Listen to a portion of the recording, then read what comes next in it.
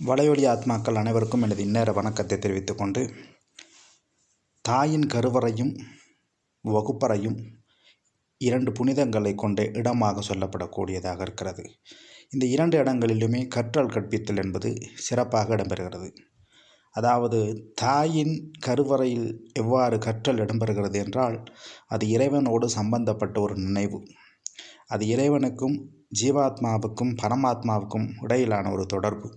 அங்குதான் நான் இறைவனிடத்தில் பல்வேறுபட்ட வேண்டுகோள்களை முன்வைத்து இந்த மண்ணுக்கு வருவதற்கு முன்பே இறைவனால் ஆசீர்வதிக்கப்பட்டும் இறைவனால் பல்வேறுபட்ட செயற்பாட்டுக்கு நாம் உட்படுத்தப்பட்டு இந்த மண்ணில் வந்து பிறக்கிறோம். இந்த மண்ணில் வந்து பிறந்த பிற்பாடு எங்களுடைய தன்மையானது மாற்றமடைகிறது.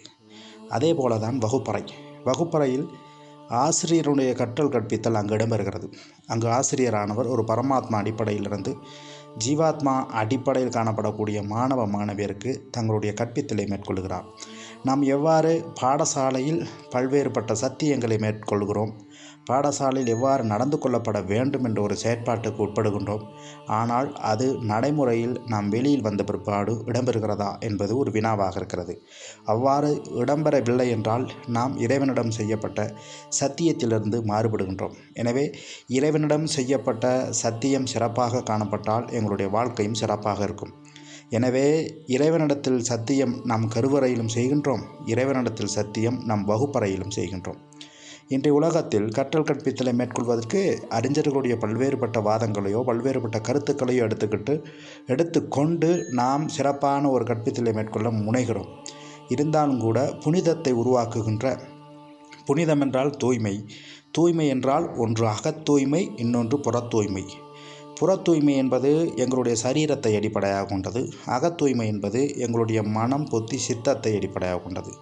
எனவே அகத் தூய்மையை மாற்றுபவர், புறத் தூய்மையை மாற்றுபவர் இரண்டு வகையான ஆசான்கள் காணப்படக்கூடியவர்களாக இருக்கிறார்கள். அகத் தூய்மையை மாற்றப்படக்கூடிய இடங்கள் தான் இன்றைய உலகத்தில் ஆன்மீக நிலையங்களாக, ஆன்மீக தியான இடங்களாக காணப்படுகின்றது. எனவே அகத் தூய்மையை ஏற்படுத்துவதற்காக நாம் ஒரு சிறந்த வகுப்பறையை தேர்ந்தெடுக்கப்பட வேண்டும். அந்த வகுப்பறையானது எந்தவிதமான கலை, கலாச்சார, பண்பாட்டு அல்லது மதங்களை அடிப்படையாக கொண்டு தனிப்பட்ட ரீதியாக இயங்காமல் பொதுவான கலை, கலாச்சார, பண்பாட்டை இணைத்து கொண்டு எல்லா வகையான ஆத்மாக்களையும் இணைத்து கொண்டு செயற்படக்கூடியதாக இருக்கின்றது. ஏனென்றால் மேலேத்தேய கலாச்சாரத்தை அடிப்படையாக கொண்ட மதங்களால் அடுத்த பிறப்பு ஒன்று இருக்கிறதா அல்லது அடுத்த நிகழ்வு ஒன்று இருக்கிறதா என்று வினா இல்லை. ஏனென்றால் நிகழ்காலத்தில் வாழப்படக்கூடியவர்களாக இருப்பார்கள். கீழேதேய மதத்தை அடிப்படையாக கொண்டவர்கள் அடுத்த பிறப்பு ஒன்று உண்டு என்ற எண்ணத்தின் அடிப்படையிலும் அடுத்த நிமிடம் ஒரு வாழ்க்கை இருக்கிறது, அடுத்த பிறப்பு ஒரு வாழ்க்கை இருக்கிறது என்ற ஒரு எண்ணப்பாயில் வாழப்படக்கூடியவர்களாக இருக்கின்றார்கள். எனவே இன்றைய கற்றலானது, ஆசிரியர்களுடைய வகுப்பறையானது இன்று எவ்வாறு மாற்றமடைகிறது என்றால், மேலேத்தேய கலாச்சாரத்திலிருந்து மறைமுகமாக கீழ்நோக்கி ஆன்மீகத்துறையை நோக்கி வருகின்றது. ஆனால் கீழ்நோக்கிய கலாச்சாரத்தை கீழ்நாட்டு மக்களானவர்கள் மேல் நோக்கிய பார்வையில் காணப்படக்கூடியவர்களாக இருக்கின்றார்கள். இரண்டுமே இந்த வையகத்தில் தற்பொழுது இடம்பெறுகின்ற கூடிய கற்றல் நிகழ்வாகும். எனவே ஒரு வகுப்பறை எனப்படுவது ஆன்மீக ரீதியாக இருக்கப்பட வேண்டும். உளவியல் ரீதியாக முதலில் மாற்றத்துக்கு உள்ளாக்கப்பட வேண்டும். மாணவனிடத்தில் நாம் செல்ல முன் நம்மிடத்தில் மாணவர் வர வேண்டும். அவ்வாறு வரப்படும் பட்சத்தில் மட்டுமே அந்த கற்பித்தல் சிறப்பான முறையில் அமையப்படும். அதாவது ஒருவருடைய பாடம் சிறப்பான பாடமாக அவருக்கு சிறந்த பெறுபேறு தரவில்லை என்றால் அங்கு ஆசிரியர் பிடிக்கப்படவில்லை என்ற ஒரு கருத்து பறைசாற்றப்படுகிறது. அதுவே தான் இங்கு ஆன்மீக துறையிலும் எங்களுடைய ஆன்மீக நிலைப்பாட்டிலே ஞானம், யோகம், தாரணை, சேவை என்ற நிலைப்பாட்டில் நாம் எதனை அதிகமாக சிந்திக்கிறோம் என்றால், எங்களுடைய கருவிகளாக இருக்கப்படக்கூடிய எங்களுடைய ஆசான்களுடைய செயற்பாட்டுக்கு ஏற்பவே எங்களுடைய செயற்பாடும் அமைகின்றது. எனவே ஒரு வகுப்பறை என்பது தூய்மையை உருவாக்குவது என்றால், கருவறை என்பது தூய்மையை உருவாக்குவது என்றால், அந்த தூய்மை என்பது ஒரு பரந்துபட்ட எண்ணக்கருவாகும். இன்றைய உலகம் மறுபிறப்பு என்று ஒன்று இல்லை என்றாலும் கூட, மறுபிறவி என்ற கருத்துக்கு எந்தவிதமான விஞ்ஞானபூர்வமான ஆதாரங்கள் இல்லை என்று இதுவரை கருதி வந்தாலும் கூட, மனப்பிரமை பிடித்தவர்களையும் மனநோய்களையும் குணப்படுத்துவதற்கு மனநல வைத்தியர்கள் இந்த மறுபிறவி அல்லது முற்பிறவிகளை அதிகமாக நாடுகிறார்கள். ஆனால் அதனை அவர்கள் வெளிப்படையாக கூறுவதில்லை. காரணம், ஆன்மீக ரீதியான சிந்தனை எடுக்கப்படும் பட்சத்தில் ஒரு குறிப்பிட்ட தர்மத்தை அடிப்படையாக கொண்டு பின்பற்ற வேண்டியது காலத்தின் கட்டாயமாக இருக்கிறது. அவ்வாறு இல்லை என்றால் அந்த மனநோய் போன்று அல்லது மன அழுத்தத்துக்கு சென்றவர்களுடைய நோய்களை குணமாக்கப்பட முடியாது. எனவே இந்த வகுப்பறை எங்களுடைய தூய்மையை, புனிதத்தை உருவாக்கும் என்றால் ஆன்மீகத்தை அடிப்படையாக கொண்ட வகுப்பறையாகும்.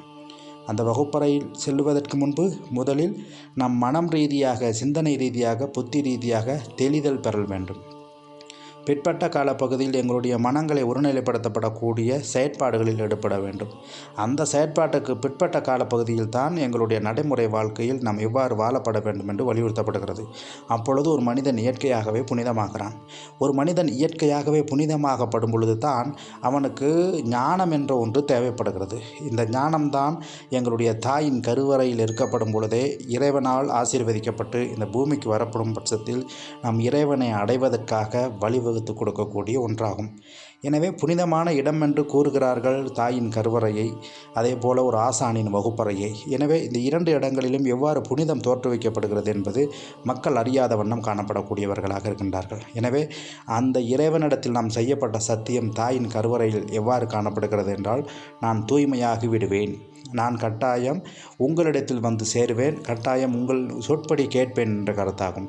எனவே அதுவே தான் பிற்பட்ட காலப்பகுதியில் நாம் கல்வியிலும் அடைந்து இந்த உலகத்துக்கான ஒரு ஆன்மீக சேவையை செய்து எல்லா மனிதர்களையும் வாழ வைக்கப்படக்கூடிய நல்ல சிந்தனையாளர்களாக இருந்து அனைவருக்கும் நல்ல பயனுள்ள மனிதனாக வாழப்பட வேண்டும் என்று வலியுறுத்தப்படுகிறது. இதனைத்தான் உலக கவிஞர்கள் கூறுகிறார்கள், அனுபவம் தான் வாழ்க்கை.